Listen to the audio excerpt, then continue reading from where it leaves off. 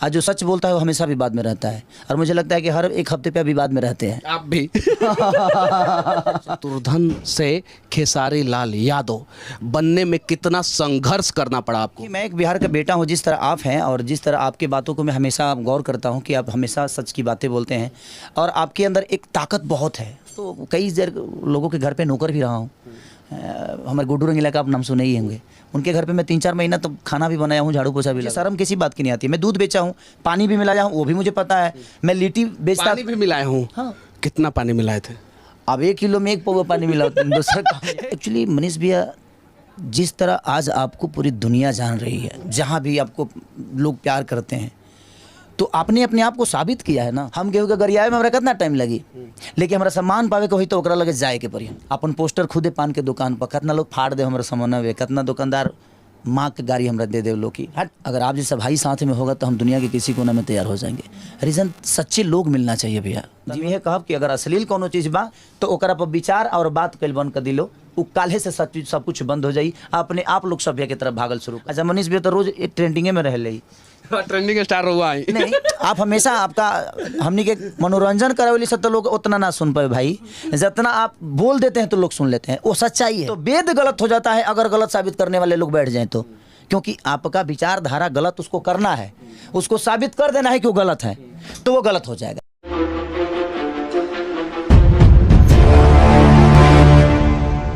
मेरे साथ जो व्यक्ति बैठे हैं वो पूरी दुनिया में किसी परिचय के मोहताज नहीं है, क्योंकि YouTube पे सिर्फ और सिर्फ इनका नाम ही काफ़ी है। कहा जाता है कि ये हिट मशीन है। बदलता हुआ बिहार, बदलता हुआ भोजपुरी समाज और भोजपुरी फिल्म के ऊपर आज हम इनसे सवाल करेंगे, और सिर्फ पॉजिटिव सवाल करेंगे, नो निगेटिव। क्योंकि ये चाहें तो कुछ ऐसा बात बोल देंगे जिसमें मेरा इंसल्ट हो सकता है, और मैं चाहूं तो इनके ऊपर कुछ बात बोल सकता हूं जिसमें इनका इंसल्ट हो सकता है। लेकिन अगर हम दोनों मिलकर प्रयास करेंगे तो बिहार, उत्तर प्रदेश और भोजपुरी समाज का जो फिल्म है उसको बदल के रख सकते हैं। सही है कि नहीं है? बिल्कुल। देखिए, और ये जिम्मेदारी जो होती है ना कहीं उन्हीं के ऊपर होती है जो जिम्मेदार होते हैं। आज आप ब्रांड बिहार मुहिम से जुड़े हैं, चूंकि आप ऑलरेडी एक बहुत बड़े ब्रांड है और बिहार को रिप्रेजेंट कर रहे हैं। कैसा महसूस कर रहे हैं आप? देखिए, मैं एक बिहार का बेटा हूँ, जिस तरह आप हैं और जिस तरह आपके बातों को मैं हमेशा गौर करता हूँ कि आप हमेशा सच की बातें बोलते हैं, और आपके अंदर एक ताकत बहुत है सच बोलने की, और ये बहुत लोगों के अंदर कम होती है। आज जो सच बोलता है वो हमेशा विवाद में रहता है, और मुझे लगता है कि हर एक हफ्ते पे विवाद में रहते हैं। आप भी तो धरती पे जो भी सच बोलेगा वो विवाद होगा, क्योंकि देखिए सच बोलने वाला आदमी ईमानदार होता है, वो गलत चीज़ों को बर्दाश्त नहीं कर सकता और वो ईमानदारी से अपनी ज़िंदगी को चलाना चाहता है। एक और छोटा सा सवाल मैं आपसे पूछना चाहता हूँ। शत्रुघ्न से खेसारी लाल यादव बनने में कितना संघर्ष करना पड़ा आपको? देखिए, शत्रुघ्न से खेसारी बनने में मुझे संघर्ष, उसको मैं संघर्ष नहीं करता। वो मुझे लगता है कि मेरा रास्ता था और मैं करते गया और मैं दौड़ते गया और मेरी मंजिल करीब आती गई। तो मेरा एक फाइल था जिस फाइल को हर टेबल पे पहुंचाना था मुझे, और एक न एक दिन वो फाइल बिना गॉडफादर, कोई गॉडफादर नहीं था भोजपुरी इंडस्ट्री में। संघर्ष किया आपने, आपके बारे में बहुत सारी नकारात्मक खबरें भी चलती है, सकारात्मक खबरें भी चलती है, और यूट्यूब पर रिकॉर्ड बना दिया। उस रिकॉर्ड बनाने के दौरान किन किन कठिनाइयों का सामना करना पड़ा? मनीष भाई, देखिए, कोई भी अगर चीज़ें कठिनाई आती है ना तो मुझे लगता है कि वो हमारे लिए कहीं ना कहीं एक संदेश दे के जाती है और हमें संभलने का मौका देती है वो।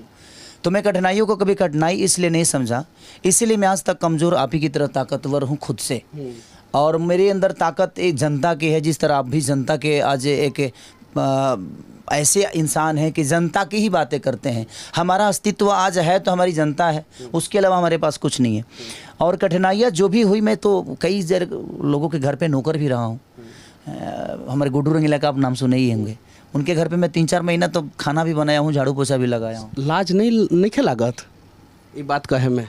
शर्म मैंने ये तो मैं किया हूँ मैं। और ये होता है महानता एक्चुअल में। सही बात है, हमने जो किया है उसे हमें एक्सेप्ट करने में क्या दिक्कत है? और ज़रा सोचिए, जो व्यक्ति गुड्डू रंगीला के घर पे 3 महीना काम किए हैं और उसके बाद आज भोजपुरी इंडस्ट्री के मतलब कि सुपरस्टार बन गए, इस बात पे भी कुछ लोग विवाद कर सकते हैं, इसके लिए तैयार है क्या आप? सुपरस्टार खेसारी लाल यादव। मनीष भैया मेहनत किया हो ना, मैं अब इतना रिस्पेक्ट कैसे देते हैं लोगों को? मनीष भैया, छोटा हूँ मैं आपसे। नहीं, फिर आप छोटे तो नहीं है, देखिए छोटे नहीं है, आप बड़े हैं। आज आपका औहदा भी बड़ा हो, समाज के एक आप ऐसे आईना हैं जिस आईना को फिट करने के लिए आज आप अगर आईना बने हैं तो पूरी दुनिया को भी दिखा दें और आप खुद को भी देखते हैं। तो ऐसी आईना है आप एक समाज के, हम भी एक आईना की तरह ही हैं कि हम समाज को अलग विचारधारा में लेके जा सकते हैं, अपने भाषा को लेके जा सकते हैं। तो मुझे शर्म किसी बात की नहीं आती है। मैं दूध बेचा हूँ, पानी भी मिलाया हूँ, वो भी मुझे पता है।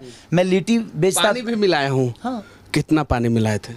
अब 1 किलो में 1 पौवा पानी मिला होता है, दूसरा काम 1 किलो में 1 पौवा पानी मिला होता रहनी। अच्छा बच जब हमारे 2.5 रुपया में हमारे पार्ले जी बिस्कुट मिल जाओ तो ओकरा के आदमी खा के अपन जीवन चलावत रहे। ऐसे जब बड़ा गरीबी बहुत ज़्यादा रहे।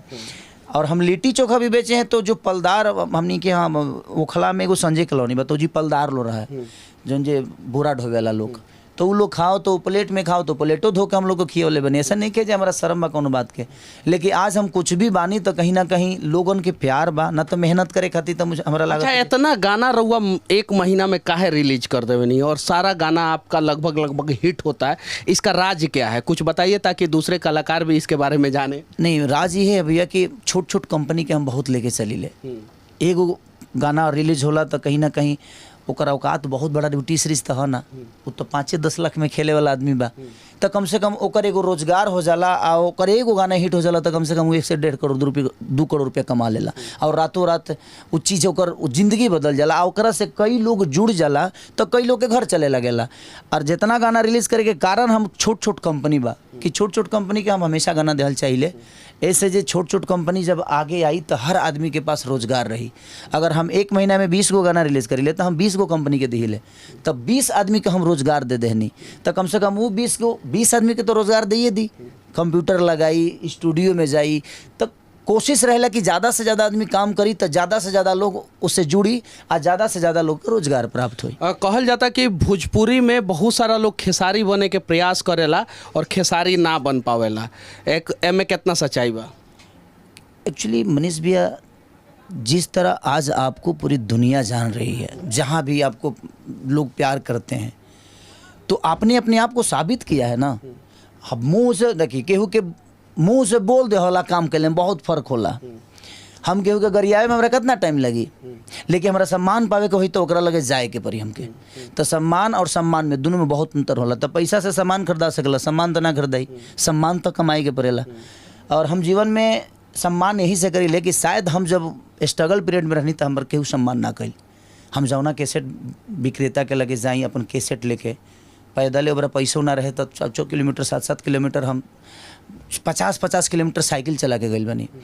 अपन पोस्टर खुदे पान के दुकान पर कितना लोग फाड़ दे हमारे समनवे, कितना दुकानदार माँ के गाड़ी हमरा दे दे लोग की हट गावे। और सच में हमारा गावे लूर ना आवत है, अभियो ना आवेला, अभियो तो सीखते आदमी।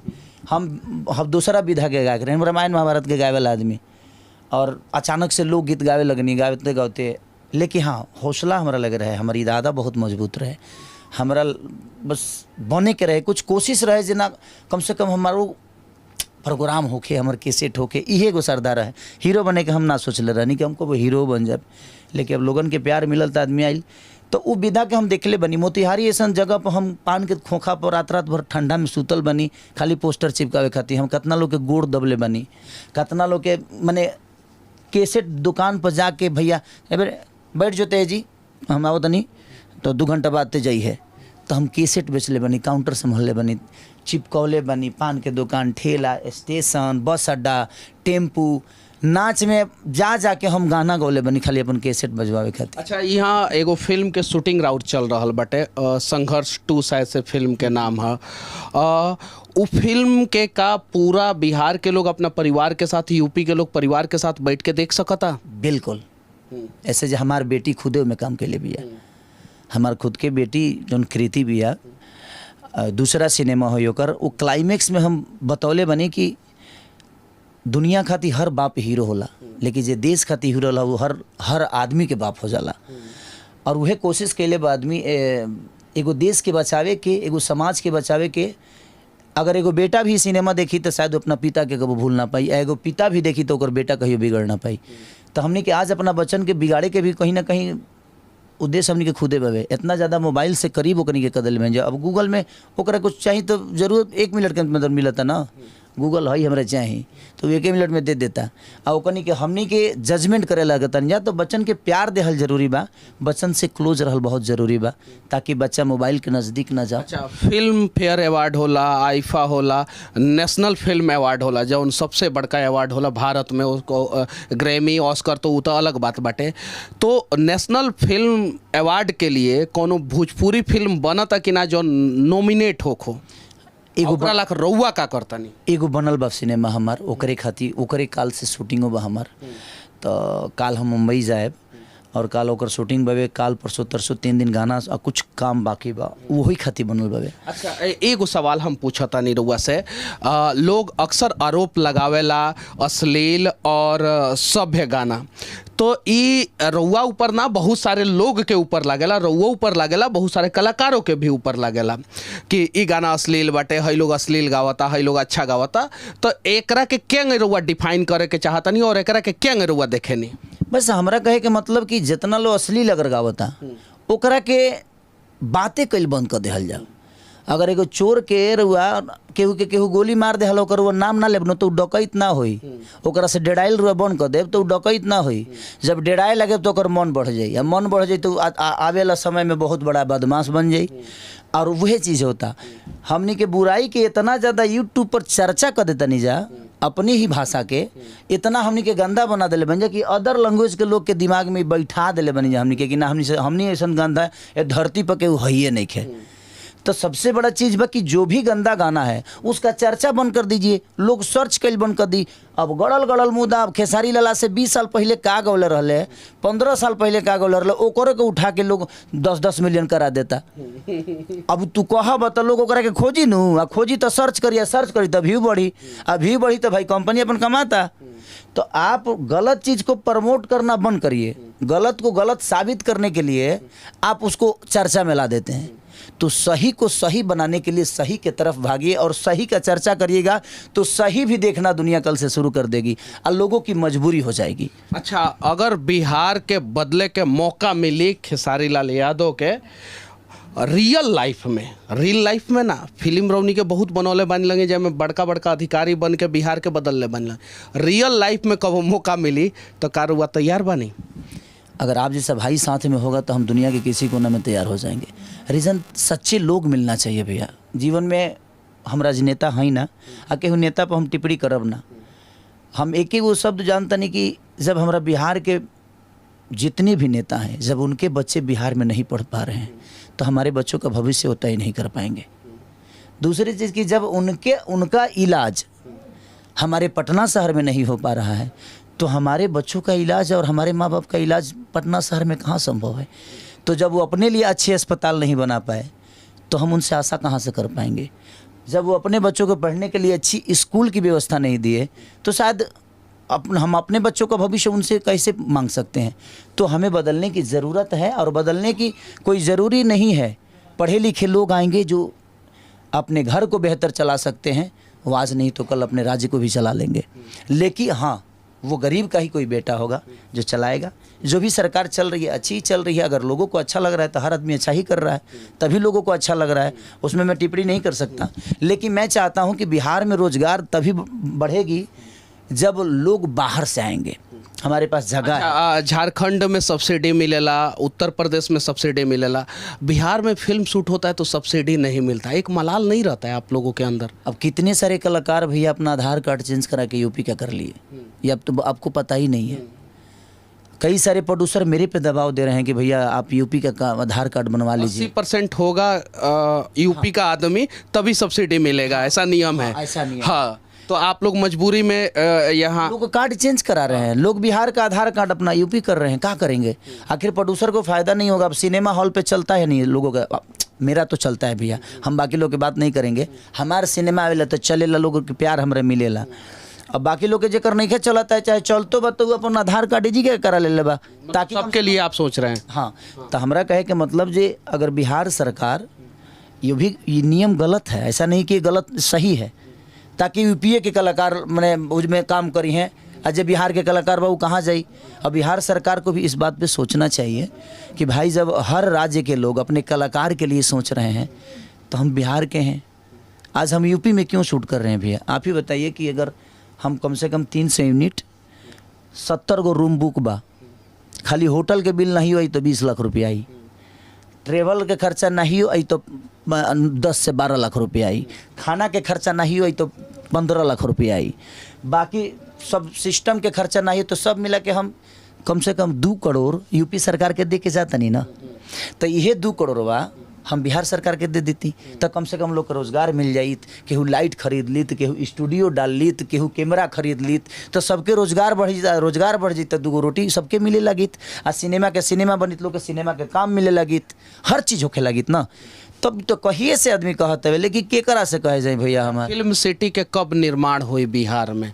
चूँकि हमरा पता बटे रौनी जैसन कलाकार अगर थोड़ा सा आवाज़ उठाई तो जल्द से जल्द फिल्म सिटी बन सकता। भैया हम दीपक जी से मिले थे, उस समय वो नीतीश जी के पीए थे। दीपक क्या नाम था उनको, दीपक नाम है, बाकी का टाइटल मुझे पता नहीं है।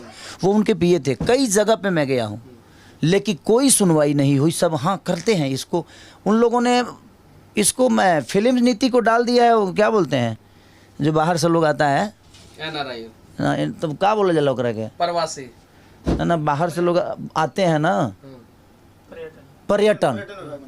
तो पर्यटन ना डाल सकिले कौन वो महाराज, जिस तरह बेबाक आदमी हम भैया जो ना आवेला तो ना आवेला, काम खत्म। उससे न कोनो लजाए के नहीं खे जो हम बेवकूफ़ हो जाए, हमको नहीं आता है भाई तो नहीं आता है, क्या दिक्कत। अरे यही अच्छा यही रहा ना अपन दुनिया प्यार के लिए हमके, ऐसा थोड़ी बात हम IPS बन के लोग के प्रेजेंट के लिए बनी ना। तो उसको पर्यटन में लोग डाल दिए। अब पर्यटन में डाल दीजिएगा तो भाई अब जे बा वो पर्यटन है, जे बिहार के कलाकार वो पर्यटन में काम करी, अब ओकरो के पर्यटन बना दिले बोलो, तब का कहिए ओकरा खातिर का लड़ जाए भैया। अब हम छोड़ दिले बनी लड़ल। अच्छा एक और सवाल, राउर कौन फिल्म भविष्य में आई जौन कम से कम 25 करोड़ रुपया के बजट करी। भैया 25 करोड़ कमाए खातिर का हम 50 करोड़ कमाए की क्षमता रखत नहीं। हमारा काम आवेला, ऐसा नहीं खे ना आवे। हमारा नाचे आवेला, हमारा गावे आवेला, हमारा कूदे आवेला, हमारा फाइट आवेला। भगवान के कृपा से निमन बॉडियो बना ले बनी, हर चीज़ तो कहिए ले आदमी। अब हमने के एगो अच्छा प्लेटफॉर्म के ज़रूरत बवे कि जब हमने के बिहार सरकार भी यूपी सरकार भी अगर हेल्प करी, हॉल से लेके सब्सिडी से लेके हर चीज़, तो हमनियों के जब पैसा मिले लगी तो फिल्मिया में पैसे न लगाई आदमी। तो कॉन्सेप्ट आज तो हम आधा से ज़्यादा कॉन्सेप्ट हम खुद ही लिखी ले, आधा से ज़्यादा तो हम गानों लिखी ले। तो आदमी जब संतुष्ट हो जाई तो काम छोड़ दी। हम संतुष्ट नहीं की भइल अभी, हमरा भूख बहुत बा, बसरते हमके प्लेटफॉर्म की ज़रूरत बा, लेकिन प्लेटफॉर्म मिलिए नहीं के पाओ तो हम का करी, केकरा से लड़े जाएं। एक प्लेटफॉर्म की ज़रूरत है और ये बात कोई और नहीं, भोजपुरी इंडस्ट्री के सबसे बड़े सुपरस्टार खेसारी लाल यादव कह रहे हैं। और एक प्रयास किया जाए भोजपुरी इंडस्ट्री को बदलने का, और उस प्रयास में आपको भी शामिल होना होगा, हमें भी शामिल होना होगा, और खेसारी लाल यादव जैसे जितने भी सुपरस्टार हैं उन सबको शामिल होना होगा, तब जाके हमारा भोजपुरी इंडस्ट्री बदलेगा। आखिरी में दर्शकों को क्या संदेश देना चाहते हैं। बसरते मैं आप सबसे यही कहना चाहता हूँ कि आज मनीष भी आए हैं और इनसे मिलकर मुझे खुशी होती है इसी बात से कि एक सच्चे इंसान से मिलकर एक ऊर्जा मिलता है। अपने जीवन को सच्चे तरीके से, मनीष कश्यप एक गरीब घर के परिवार के लड़के हैं, मैं भी एक गरीब परिवार का ही लड़का हूँ, और हम लोगों ने आप सबके बीच में अपने आप को प्रेजेंट किया और आपने बेहद प्यार किया। तो सच्चाई, अपने माँ बाप से प्यार करिए, अपने लोगों से प्यार करिए। अगर भाषा की बातें हैं तो अपना भाषा जब आए ना तो प्लीज़ आप अपने भाषा को प्लेटफॉर्म पे, किसी भी मीडिया प्लेटफॉर्म पे या यूट्यूब पे या फेसबुक पे आप उसको गंदे तरीके से प्रेजेंट आप खुद मत करिए। दुनिया करती है तो हम लड़ जाएंगे, लेकिन जब हम खुद ही करेंगे तो फिर हम दुनिया को कैसे समझा पाएंगे कि हम कहाँ से आए हैं। तो इसलिए मैं चाहता हूँ कि अपनी भाषा की बात हो, चाहे वो कोई भी कलाकार हो, उसको सम्मान दीजिए। उस सम्मान से नहीं सुधर, मारला सके वो ना सुधरिए, क्योंकि गरिया देव तो रहुआ में ओकरा में कोनो अंतर बा ना। इससे हम कहब कि केहू के पाँक से पाँक ना धोवाला, पाँक नीमन पानी से धोवाला। तो ओकरा के पानी से धोए के जरूरत बा, पाँक से धोला के जरूरत नहीं के। तो हम यह कहब कि अगर अश्लील कोनो चीज़ बा तो ओकरा पर विचार और बात कल बंद कर दिलो, उ काल्हे से सब कुछ बंद हो जाई। अपने आप लोग सभ्य के तरफ भागल शुरू कर दी। अब बोलाला से कुछ बंद ना होला, ओकरा पर अमन करे के पड़ेला। तो रउओ सब अमन करी कि गंदा गाना के प्रमोट ना करी, गंदा गाना बजावल बंद करी, ताकि अपने आप लोग अमन करे लगी। जब बजावे वाला अमन करे लगी, जब खाए वाला ना खाई तो बेचे वाला घर ही न बैठ जाई। तो जब जो दुनिया खाई तो दी। तो कोशिश ये बाकी रउओ सब भेजे खाई, जब वो नॉन वेज खाए तो दुनिया तो केहू के काट के बेच दी। तो कोशिश ये बाकी रहो, वो कोशिश करी, हमनियों की कोशिश करता नहीं जा। यही अपना भाषा खातिर लड़ल जाओ, एक दूसरे से मत लड़े के, बस। अब ये भाषा के लिए लड़ा जाए, बिहार के लिए लड़ा जाए, एक दूसरे से नहीं लड़ा जाए।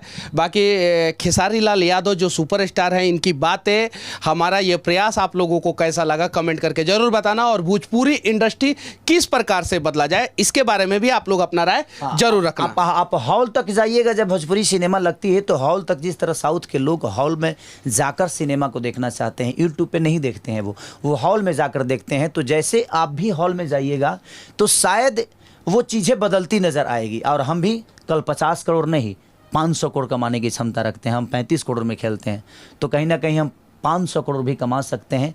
और उसी से आज पूरी दुनिया को साउथ इंडस्ट्री ने बता दिया, 8 करोड़ की आबादी और पूरी इंडस्ट्री पे राज करने लगी। तो कहीं ना कहीं उन लोगों की ईमानदारी है अपने भाषा के लिए। तो सब लोग मिले तब जाके ये चीज़ें हुई। तो हम सबको प्रयास करना चाहिए अपने भाषा के लिए। ये नहीं कि अगर कोई आदमी एक गलत कर दिया तो पूरी दुनिया उसको दबाने लगे, नहीं, उसको बोलिएगा तो दबेगा नहीं और उठ जाएगा। तो विवाद जब कोनो चीज़ में होला तो गलत चीज़ के बढ़ावा ना देल जाला, ओकरा पर बात कल बंद कर दी। अच्छा, मनीष भी तो रोज ट्रेंडिंगे में रहे, ट्रेंडिंग स्टार हुआ है। नहीं, आप हमेशा आपका हमनी के मनोरंजन करावे से तो लोग उतना ना सुन पाए भाई, जितना आप बोल देते हैं तो लोग सुन लेते हैं, वो सच्चाई है। तो आप बात लोगों के लायक करते हैं, जब लोग के लायक रहो बात करब ना तो दुनिया में रहो के केहू पीछे ना करी। हम हूँ वही विचारधारा में रही ले, जे लोग के लायक बात करी ले, लोग के लायक गाई ले। अब केहू करे के गलत कह देवे चाहे केहू सही कह दे। हनुमान चालीसा के गलत में कुछ लोग कमेंट करी गलत कही। हाँ। अच्छा ये बताइए, जब हमारा गलते साबित करे के हुई तो राम जी के ना कह देव। हमको गलत साबित करना होगा तो मैं मोदी जी को भी कर सकता हूं, मैं किसी को कर सकता हूं, मैं लालू जी को कर सकता हूं, मनीष कश्यप को कर सकता हूं, खेसारी लाल यादव को कर सकता हूं।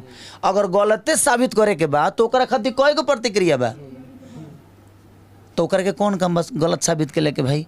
तो ओकरा के तोड़ मरोड़ के गलते साबित करता, राम जी गलत ना रहले, रामो जी गलत हो जी हैं, हनुमान जी गलत हो जी हैं, तो वेद गलत हो जाता है अगर गलत साबित करने वाले लोग बैठ जाएं तो।